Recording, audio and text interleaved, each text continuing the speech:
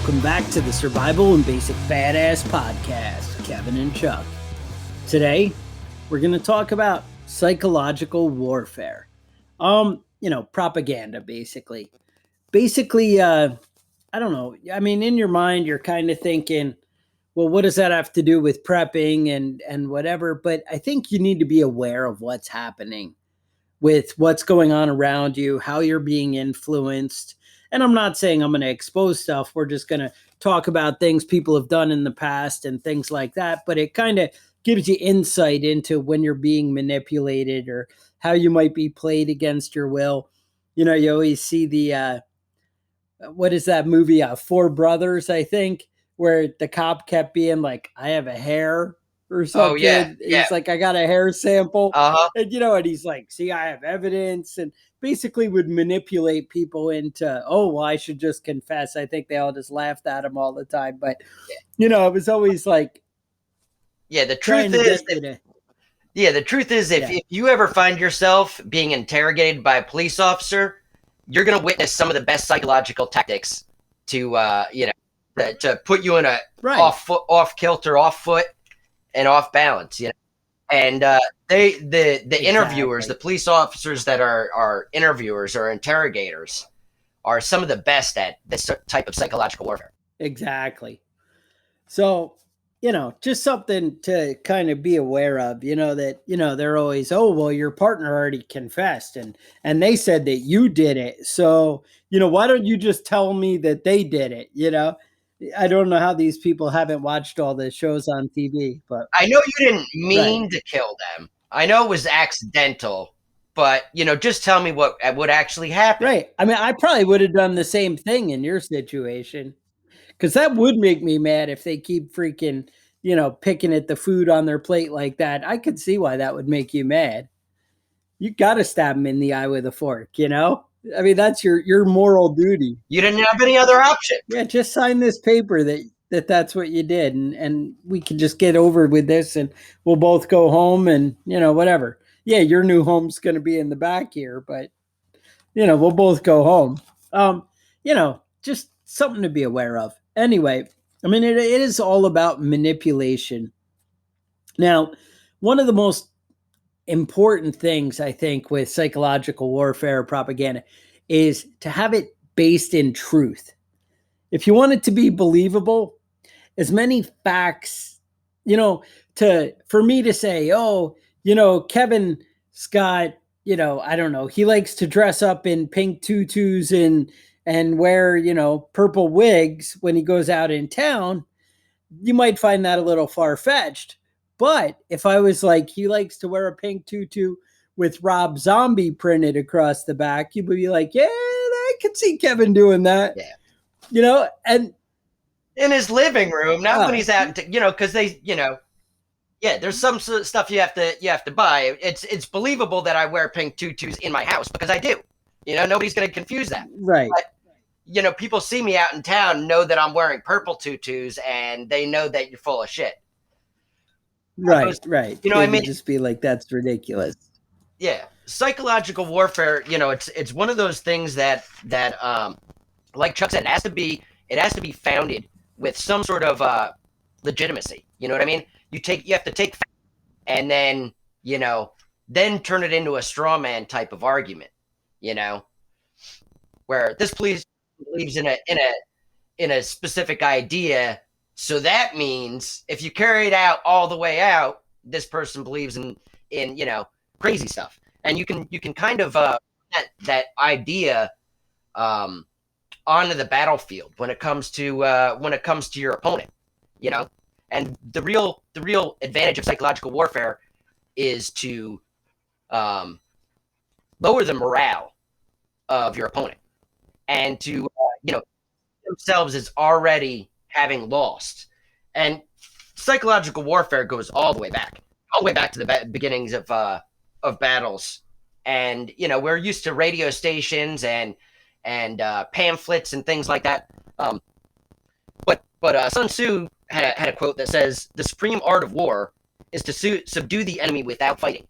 And the idea is to have them so worried about coming into combat or coming up against you that they've already defeated themselves before the battle begins. Yeah, I mean, when it's a direct army, I mean, lowering morale is huge. I mean, that's definitely so. I do have some examples of instances throughout time might kind of help shape your understanding of what we're talking about. But basically, like you said, we're trying to get to persuade the enemy to surrender.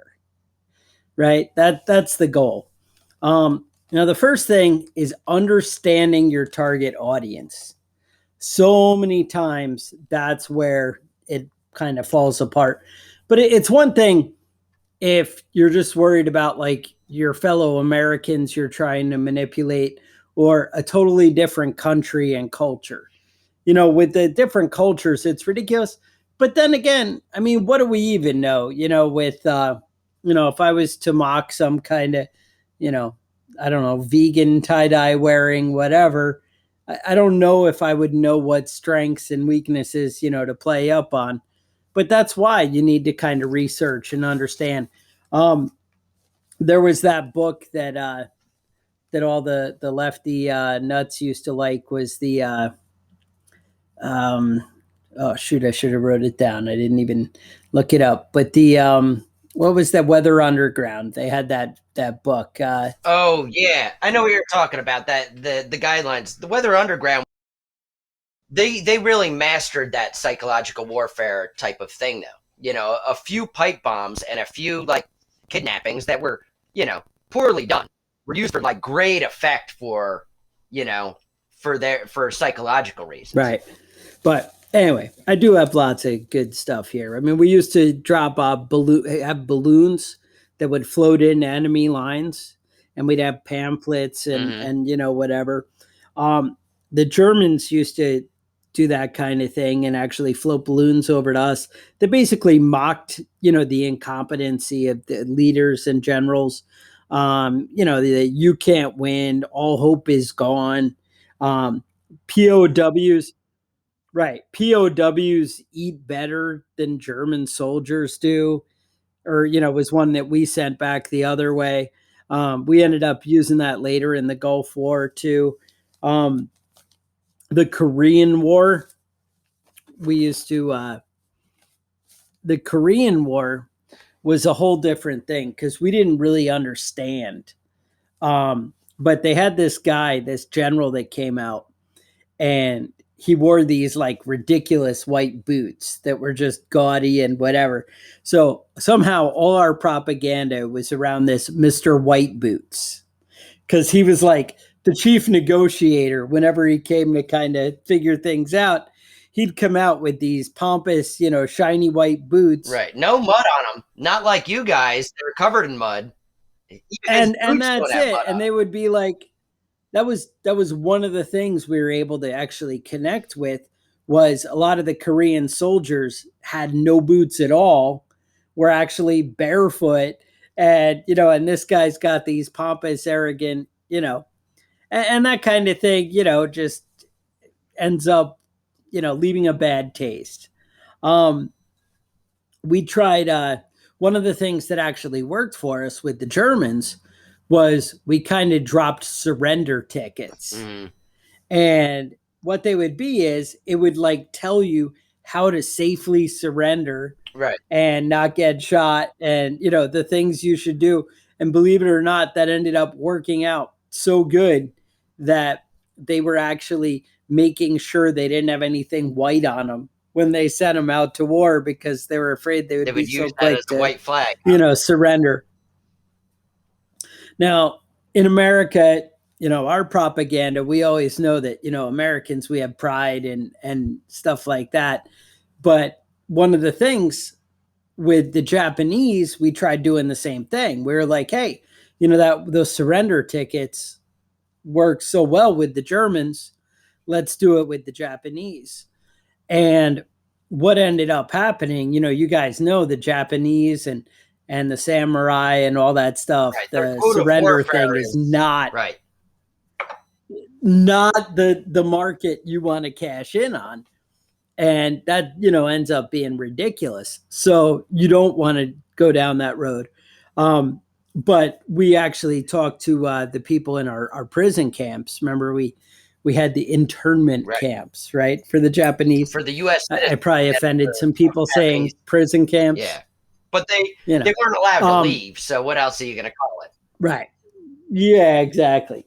So anyway, the what they told us was you need to play on the loyalty and say that the honorable thing is to give up because you're fighting for the wrong Right. cause, and to kind of reshape the narrative, and then you have a better approach. So it's really about understanding who your people are. You had some stuff on Panama in the 80s. I guess it was 89. Yeah. Yeah. um, they always say the blasting of the rock music. What was Twisted Sister? Yeah. Is that Now, Panama and the United States have a long history. It was the United States Corps of Engineers that built the Panama Canal, but originally that canal was in the was in the borders of Colombia. But what was happening at the time, which was about 1904, what was happening at that time was that Colombia wanted more money and more benefits than what the United States is willing to pay. But there's also contention in the country about who the legitimate government was. And so the United States backed the Panamanians, and they were able to separate and divide their country into two. So Panama used to be part of Colombia. And this is under Theodore Roosevelt. And he was really the first president that tried to use legitimacy and the wealth of the United States to influence other countries. And he was able to do that masterfully in South America and in Central America. And so there were several presidents of Panama, and the most recent one was in 1980, 81, Omar Torres. So President Omar had relations with the United States, and we were coming up to the passing of the Panama Canal from United States ownership or leasing back to the Panamanians, and he was able to negotiate with the United States in a way that the Panamanians were able to take control of the canal that was in their borders. But he had some questionable ties with other countries that were not the United States, that the United States wasn't happy with. And there's no direct evidence that the CIA planted a bomb on his plane that blew up and killed him. No direct that happened. But a bomb was on his plane and it blew up. Now, after that, Manuel Noriega took control of the country. Now, he didn't take control by being the president. He was kind of the smarter guy there. He was a general, and he controlled the country, but he chose who the Panamanians were going to elect to president for several years. He was in control of this. But he also found that he could make a lot more money so we're good. than just his basic income by racketeering with the companies that were in the country. But he soon realized that he had a limited income if he was going to just focus on Panama. And he began to export or facilitate the exportation of drugs from Colombia into the United States. Massive amounts of cocaine. And he was making a lot of money. He made a lot of money, millions, hundreds of millions of dollars doing that. So the United States objected to this, and they asked him to step down. He did not step down. He did not get blown up accidentally in a plane at any point. I'm not sure why that didn't happen, because that seems like CIA's favorite go-to. So the United States invade Panama in 1989, right? And they quickly defeated the Panamanian forces, mostly because the people of Panama that have been, being beat down by Manuel Noriega were all in favor of not having this same shitty government where people weren't really elected. People were there, but what you voted for didn't really matter. So they were actually happy when the United States came in, the citizens of Panama. So Manuel Noriega escaped and ended up hiding out in the Vatican's embassy in Panama. He was completely surrounded by U.S. forces, and the U.S. forces were not willing to go into the Vatican embassy. So what they did was set up speakers all the way around the embassy, and the United States used their greatest, most powerful resource to defeat Manuel Noriega, and it was rock and roll. That is America's number one commodity, right? Right. That's number one thing. I think we're slipping in that. We used to be. We used to be the number one rock. I don't know. Well, we had D. Snyder, though, right? I mean, if you have D. Snyder, some of you youngins might know him from the House of Hair, and the rest of us, just know we want to rock, right? What was that terrifying movie he wrote and directed? Oh, it was awesome. D. Snyder's Strangeland. Strangeland. Talk about propaganda. He made that movie to scare people into not like giving out your information on the internet and, being abducted. It was actually to help little girls from bad things. Mm-hmm. But, who knows? We all have different approaches. Now, I actually heard, like they say, that we basically made Noriega yield to our will by, just using Twisted Sister to bring him down.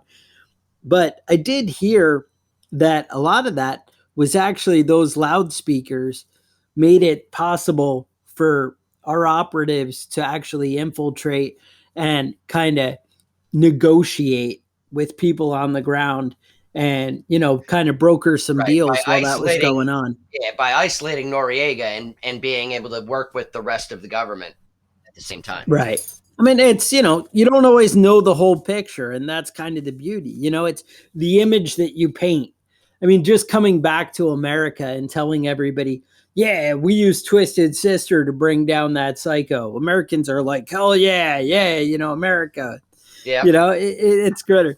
One of the other great ones that I really liked was the BBC during World War II would offer helpful English phrases to Germans. Okay. And they would teach them because when they were occupying France, they would get the BBC and they would be like, all right, here's how you say it in German. This is something you might want to, learn the English words.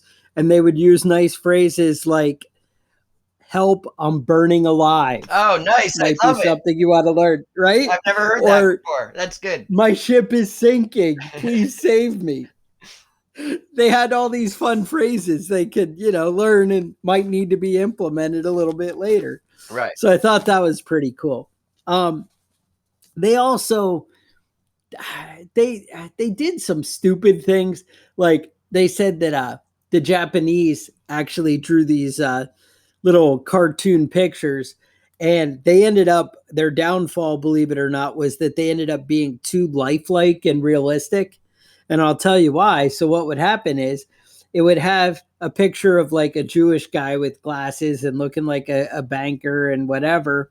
And it would say, while you guys are out here fighting the war, the lecherous Jews are at home having sex with your women. Well, they would have these beautiful naked women with their breasts all exposed and everything in the pamphlet. And all the American soldiers were just keeping it in their breast pocket and breaking out the porn just whenever they wanted. Holding the they were like, veil over and keeping. I got good porn here, that we can hang on to. So, I mean, that can actually backfire on you. So you might want to think about what you're doing. You don't want to make your porn that good. Right. Because the guys will just be like, yeah. You want to make it at least believable. You don't want to be you don't want Tokyo Rose telling people that Mickey Mouse and Superman are having sex with your wife, because they're not real people, and that's obviously not happening. Right. So that brings me to 1991 in the Gulf War. The Iraqis had Baghdad Betty, who would give a radio broadcast. And she would say the same thing that you were just saying is, well, you guys are out here fighting the war. Your wives are at home sleeping with major American celebrities like Mel Gibson and Bart Simpson. Bart Simpson fucking your wife. Yes. How's that feel? Just how's that? Yeah. I mean, that's the kind of thing. So right. You need to have an understanding of your opponent if you're gonna use psychological warfare effectively. And obviously that comes down to a lot of things in combat and warfare. But it's also something that you should pay attention to in real life, because people do try and use psychological tricks on you in your everyday life, just to get the upper hand on things. And you need to be aware when it's happening, and what they're trying to accomplish. And you can really get a lot of insight if you see that that's happening with somebody you're dealing with. Well, every just day. You can get a lot of insight. I think and we need to take a advantage in a step way. back sometimes and kind of ask yourself, well, why are they saying this? What do I believe? What is my understanding? How is my mindset shifted? I mean, we see how much that keeps happening, in modern day with our own stuff. But go on. Mm-hmm. Right. And we see it a lot in everyday life with things like Fox News and MSNBC. A lot of their pieces are very opinionated, and maybe those opinions coincide with your opinions already, but maybe those opinions are there to work on your mind as far as believing certain things about certain people, and thinking of them in a certain light. We use it a lot in modern politics. What? There is no manipulation in politics. Well, one of the ones that I think is the best example is Arnold Schwarzenegger in Pumping Iron. Do you remember the movie Pumping Iron? I love the movie Pumping Iron. And if you wanted to learn how to defeat your opponent, Pumping Iron is the movie for you. Yeah. And we're not talking about by being built and muscular, although that is what Pumping Iron is about.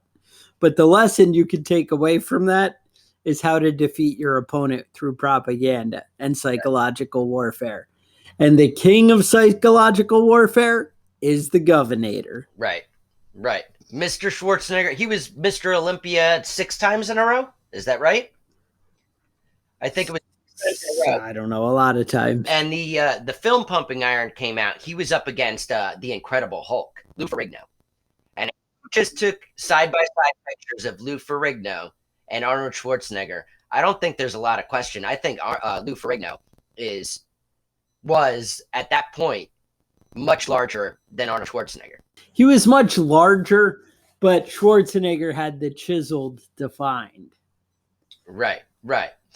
But if you were to take measurements on everybody, I think that Lou Ferrigno would come out on top.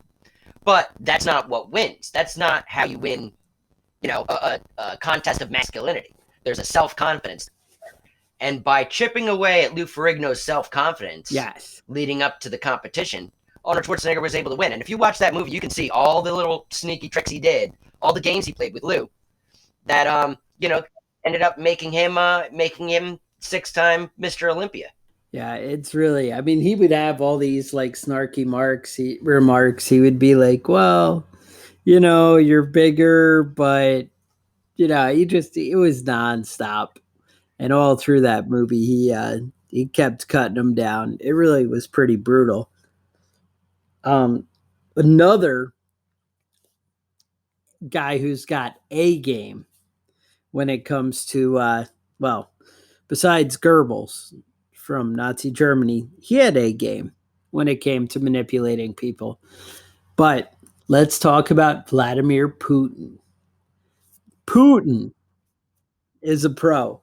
Now, I think it was Yale University. One of the professors over there coined the phrase fire hosing. And that's really what Putin does. And later on, you'll come to know that that's what Trump did, where you just unleash so many lies and made up stories. You don't even have to care if they're true. You just kind of say things that when people are constantly refuting nobody knows what to believe anymore. Because they're like, well, he's saying it, so I don't know, but they're saying no. But they say everything he says is not true. It can't all be not true. Nobody could just lie constantly. But it turns out you can just lie constantly. Again, it's a form of propaganda. I mean, I think Trump knew very well what he was doing. It wasn't that maybe that he wanted to lie to the American people. It's he had a strategy and how to affect people and how to win something. And it really came from that perspective as far as how it appears, from our side of the table. Putin invaded the Ukraine with a bunch of soldiers that were not wearing Russian badges. They just had these green uniforms, but they had tanks and military weapons and all kinds of organization and structure, right? And they move like soldiers and with training, right? Yet when we asked them and we're like, hey, you have all these soldiers in the Ukraine, he was like, no, I don't know what you're talking about. He goes, that's just a natural uprising of the general population. And that has nothing to do with us. He denied it for like 3 weeks. Yeah, we're not doing anything at all. 3 weeks. And then yeah, and they even blew up that airliner and said it wasn't us. Sort of, and he's like, no, I don't know. Craft equipment up there. That's not us. Yeah, we'd love to help out. That we'll go in and clean that up. Don't even worry about it. And we just want to help. We just want to save lives. And then so you have that kind of thing going on. But then, like 2 weeks later, they have him on the news, and they were like, you said that you didn't have troops in the Ukraine. And he's like, what are you talking about? Of course we had troops in the Ukraine. Why would I not have troops? And that's ridiculous. Why would you say that? And you're like, but we have video. It's like right here. You're denying it. And he just, dismissed it and moved on. And that's kind of that same technique you kind of were getting from Trump, where he'd come out and say things, and then what are you talking about? Right. Well, I think one of the things that that Putin has going for him is that people that disagree with him usually end up dead. They kill that guy Navalny. You could give example after example after example of people that ran against Putin or people that question Putin or that just ended up dead. Doctors fall out of fucking windows all the time. Like, I don't know what the situation is with high rises and windows in Russia, but they can't be safe. Just fall out of them all the time. Yeah, they need better locks on the windows, right? As you wouldn't even think it's that hot of a climate that you'd have the windows open all the time, that people would just be getting sucked out, right? Right. I don't. Yeah, now they poisoned Navalny, right? Do you remember that? Those were the that was, uranium maybe about pills 6 months or whatever, some kind of. Yeah, well, they lined his underwear, the band of his underwear, with it. Who hasn't seen that play out? Yeah, brilliant.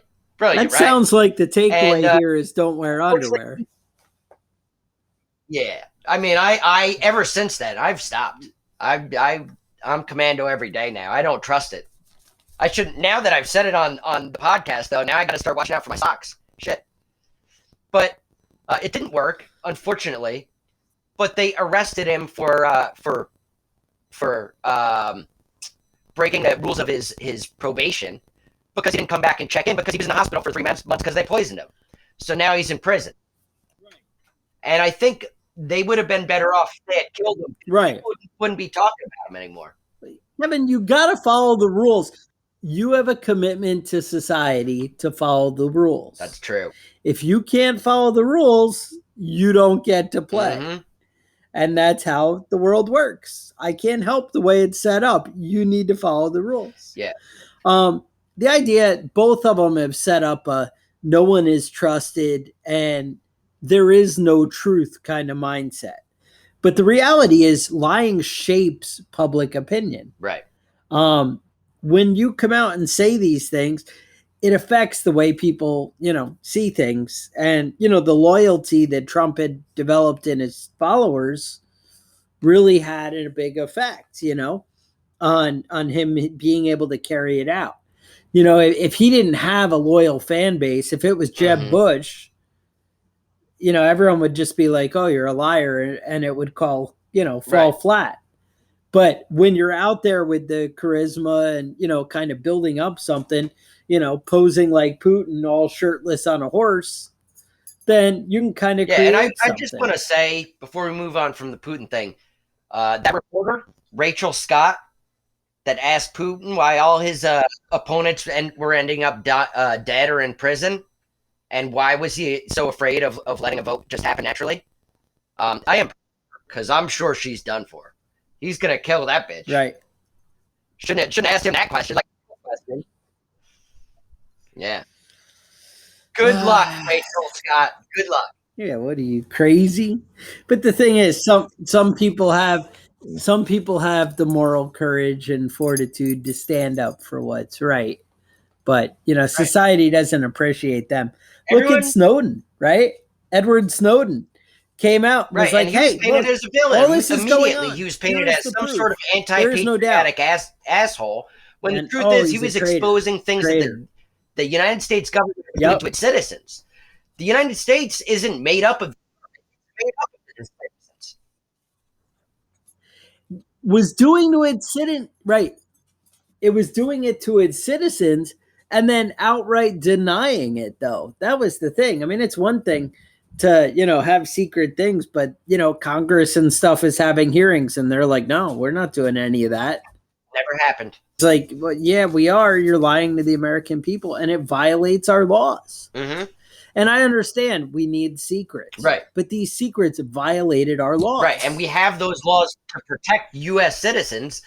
And by violating the laws, you're not protecting U.S. citizens. That was one of the biggest mind fucks that the U.S. government ever pulled, was to make Snowden a villain. Right. Right. No, it's brutal. It doesn't make any sense.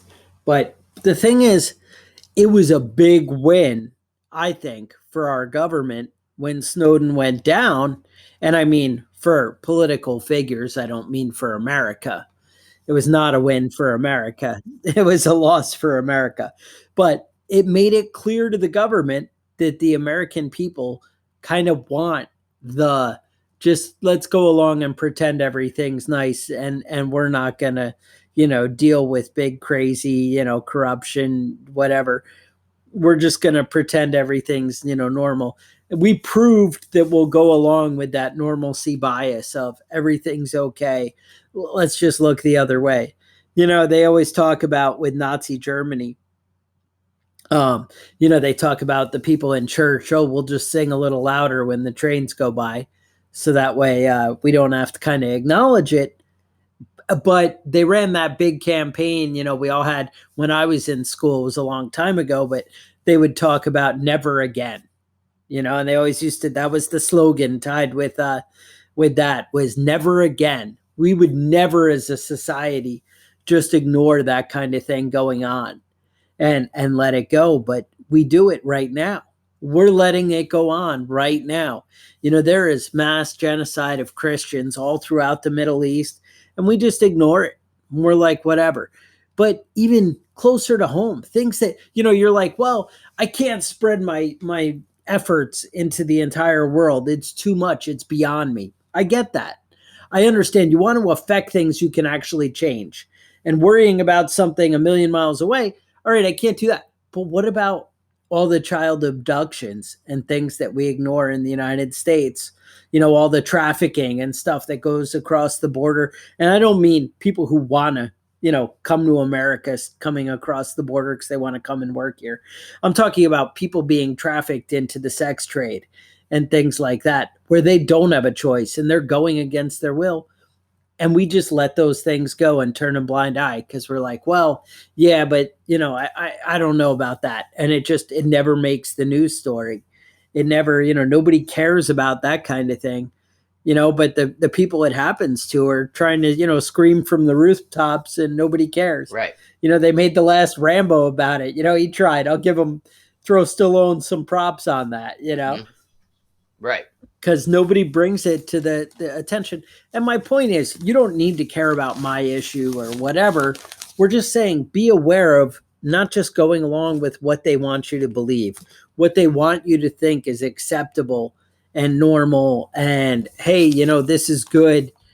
Make sure you know for yourself. You think you can't be manipulated, that our schools aren't manipulating our children, and I'm crazy and wacky for saying that. But how many kids now don't know what sex they are, right? Right. We're getting all this stuff coming up. They're all confused. 5-year-olds are crying, and I don't know if I'm a boy or a girl, and this ridiculous nonsense. But we didn't have that 10 years ago. Right. Why? Why did you think we were coming to that? No, you didn't see it coming because it's that slow change. And now they're working vigorously, through TV, the media, all the different things, and it changes the social contract. And, and whatever. I mean, you be what you want to be, but as much as I let that go, like that was one of the things was a lot of people when they were raising their kids, they said, well, they're really taking away the morals from our children in school, but it doesn't matter because I'm going to teach my kids morals at home. Mm-hmm. And that's fine. But the more we let that go, it ended up building and building until, it became some giant monster where there's no semblance of morality, with the kids now in schools. And I'm talking about the masses, the whole. Right. The average, that curve, that needle, that line has been shifted, and we can't get that back because we let things slip. Mm-hmm. And you have to constantly be a beacon for what you believe in. Right. You don't need to believe what I believe, but you need to defend what you think is right. And be on top of that. And just be careful about who's manipulating you, who's shifting the agenda. Look at where it's going. That's why, people get so offended and so outraged, because it's, hey, doesn't everybody see this big shift going? Doesn't everybody see that we're being changed with who we fundamentally are? And it matters. But, as a society, we need to decide the direction we want to go and not let a few individuals. One of the things, they always say um, with collectivism and socialism is, they say, well, it's the individual isn't more important than the greater good. But you got to remember the way they frame the argument is there's society and there's the individual. Well, the individual, I know who that is because that's me. I'm the individual. Kevin, you're the individual, right? But society, they want it to be this abstract greater good. But you know what? You know who's deciding the rules for society? It's individuals. That's right. It's the elected officials who are not necessarily representing the people. They aren't necessarily representing the values of everyone as a whole. They're representing the values of the people who gave them money. And you have individuals deciding what is right for society. So you're giving up you and your values for society that is really somebody else's values and somebody else deciding. It's not necessarily the whole and what's best. Our government hasn't proven to us that they know what is best for the whole, because we've let them run things for forever and it's not working out. So just something to think about. Yeah. No, I always hear a lot of talk about people standing up for minorities and minority rights, and that's all good. But you have to remember that the smallest minority out there is you. It's the individual. And if nobody's standing up for you, you need to take that in your own hands. If nobody's sticking up for you and your rights and your beliefs, then that's on you to do. Right. Just keep it in mind. And when the government thinks they can back you down by saying, well, remember, you mean nothing because we have F-15s and nuclear weapons, that's propaganda. They're trying to intimidate you. And I would say, look at the Viet Cong, right? Did they not stand up to the American government with nothing but, machetes and Russian-made rifles? Yeah, exactly. Did we not see the Afghan war and the Iraq war? All this? These people did not have nuclear weapons and F-15s. It's not what it takes to defeat a government. It takes will and drive. And I don't know that we're trying to destroy the government. We're trying to have the government represent the American people and the American values.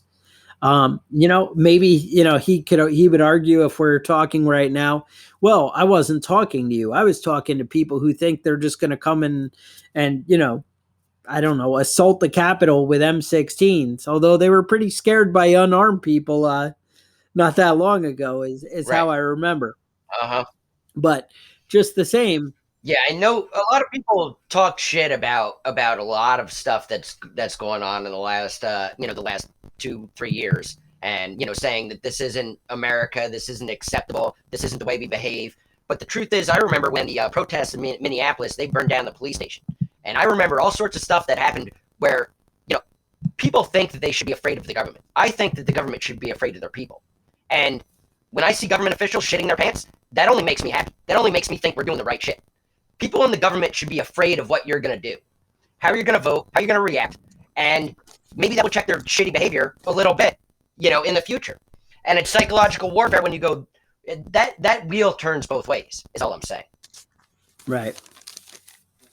And, I know it worked in the Iraq war. If we can't win people over, just tell them you're going to have bananas. I heard that's a big thing, influence people. Is that a thing? Yeah. Just say, look, come to the good, come to our side. I know Darth Vader tried to win people over with cookies. I've seen a T-shirt. Mm-hmm. And apparently we're able to win over Iraqis with bananas. Because we're like, hey, we have so many bananas, we let them turn brown and just throw them out. We don't even care. Right. Whatever. And obviously, since you don't know who Bart Simpson is, we have 20 seasons of The Simpsons to catch you up on. We'll catch you up. So you've been missing out. That's right. That might have something to do with the decline of American morality, but, we won't talk about it. But anyway, so if you enjoyed this podcast, hopefully the audio holds up. We've been having some internet issues. I don't know. But if you enjoyed this podcast and other episodes, leave us a review at iTunes and, wherever you're downloading the podcast, Spotify or, whatever works for you. I think we're on Amazon, any of the great places. I think we're in Audible. Who knows? Anyway, you can also support the show by checking out preppingbadass.com. We have some cool gear you might be interested in. Also, if you really love the show, you can order some, support us on Patreon at patreon.com/preppingbadass. And yes, I know that some people are waiting for patches. Just yell at Kevin. Send him an email at preppingbadass@gmail.com. Kevin would love to hear about his procrastination efforts. Mm-hmm. And I think he needs to send Todd some gas. And I think Todd sent an email that you missed. Yeah, I do owe him a couple of 5-gallon containers full. So I'll have to expedite that and get that moving. All right. So he's going to get some patches and some gas to Todd. If you do want to contact us and talk about any episodes you might want to hear about, any topics, or any critiques, you can email us at preppingbadass@gmail.com. We do respond to the emails. We did have somebody send us an email recently that said we used the word fuck too often. Don't fucking believe that we use the word fuck too many fucking times in a podcast, but it turns out they were talking about a different podcast. Yeah, she was angry. I think she was angry at somebody else, wasn't she? Yeah, it was. She was like, "Oh, wait," because I kind of schooled her, and was like, I don't know if you noticed the parental advisory sticker contains explicit language. That box that was checked. Yeah, and gave her some references she might want to check out, and she was like, "Oh no, I didn't mean you guys. I'm sorry." And I'm like, "Yeah, we don't fucking say shit like that. Yeah, we don't use the word fuck all the fucking time." Right? So we straightened it out. We're all on good terms. We were both like, God bless, and the whole thing. We were in. So, all right. So with that, stay safe, and we'll talk to you guys next week.